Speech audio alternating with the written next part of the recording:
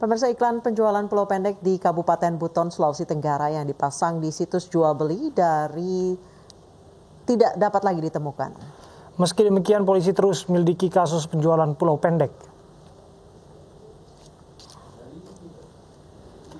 Sejak 2 hari terakhir, iklan penjualan pulau pendek yang berada di Kabupaten Buton, Sulawesi Tenggara yang dipasang di situs jual beli daring tak lagi ditemukan. Diduga iklan penjualan pulau pendek dihapus oleh penjual atau pemasang iklan. Meski demikian, pihak Polres Buton mengumpulkan data-data pengunggah iklan penjualan pulau. Polisi telah mengetahui identitas pemasang iklan. Diketahui pemasang iklan penjualan pulau beralamat di Meruya, Jakarta Barat. Penyidik Polres Buton berkoordinasi dengan Direktorat Kriminal Khusus Polda Metro Jaya untuk selidiki kasus ini.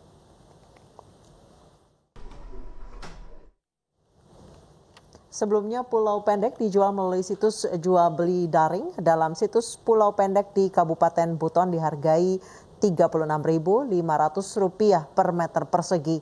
Pemerintah Kabupaten Buton, Sulawesi Tenggara langsung mengecek terkait kepemilikan pulau pendek melalui pemerintah kecamatan dan desa setempat. Sementara Menteri Kelautan dan Perikanan Edi Prabowo memberikan izin penjualan pulau di Buton, namun hanya untuk kepentingan investasi dan bukan kepada investor asing.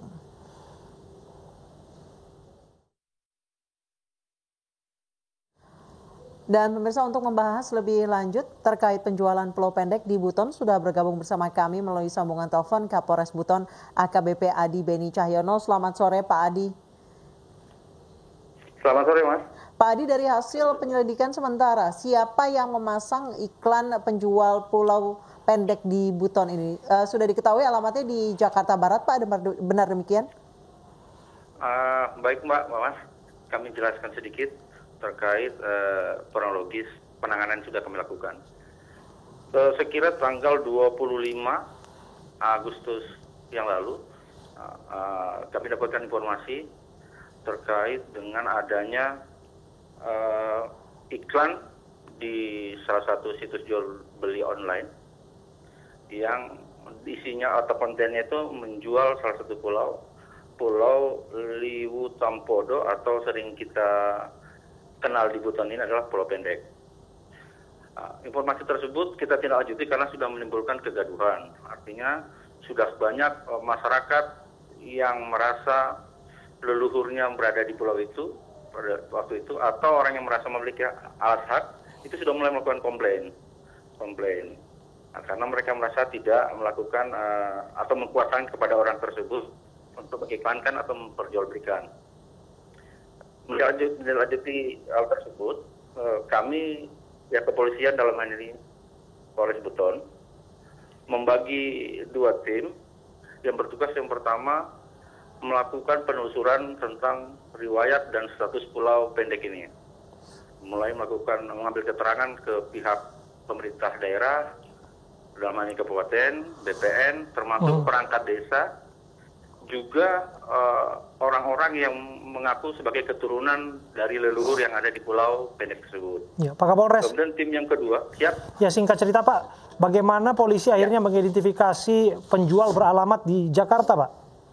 Baik, dalam situs jual beli online tersebut yang sudah per 2 hari lalu dihapus, kami sempat men-screen capture deskripsi dari identitas penjual. Kemudian kami lakukan profiling, cek posisi dari nomor handphone yang bersangkutan, ternyata posisinya ada di Meruya, Jakarta Barat. Baik, sudah Pak, kami upayakan. Untuk pulau pendek ini milik pribadi atau bukan, Pak?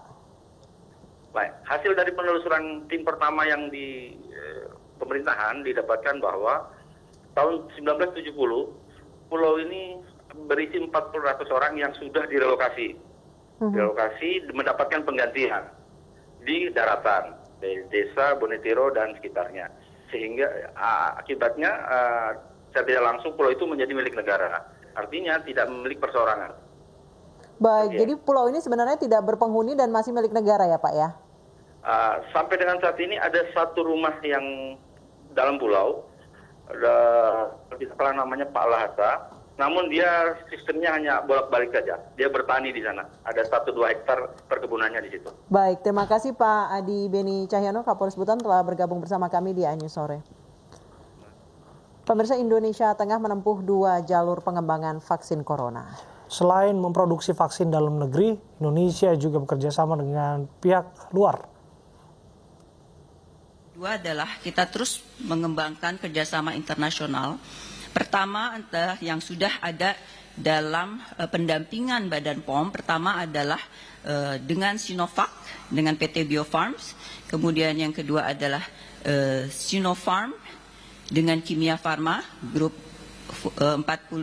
42 dari Uni Emirat Arab dengan Kimia Farma, dan yang ketiga adalah Genesign, vaksin Genesign dengan PT Kalbe Farma, dan juga beberapa komunikasi dengan negara lain yang saya kira sudah memulai.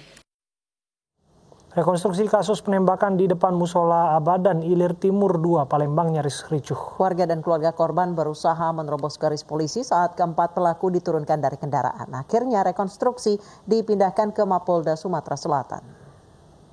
Kalau dia salah ada apa-apa, dia udah salah.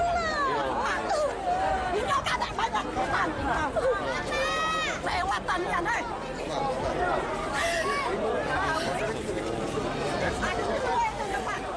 Keluarga korban penembakan berkumpul di lokasi rekonstruksi di Jalan Sultan Agung depan Musola Abadan Ilir Timur 2 Palembang, Sumatera Selatan, Selasa pagi.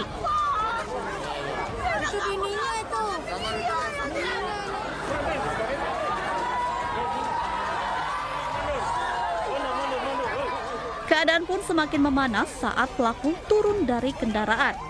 Warga setempat dan keluarga mencoba menerobos garis polisi. Petugas langsung mengamankan keempat pelaku.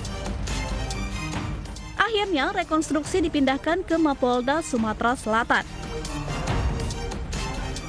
Pertama kita akan melakukan rekon di lokasi kejadian yang aslinya, namun situasi tidak memungkinkan karena banyaknya masyarakat yang mungkin antusias, jadi kami mengkhawatirkan proses pelaksanaan rekon tidak berjalan dengan semestinya. Ada 9 adegan yang diperagakan dalam rekonstruksi.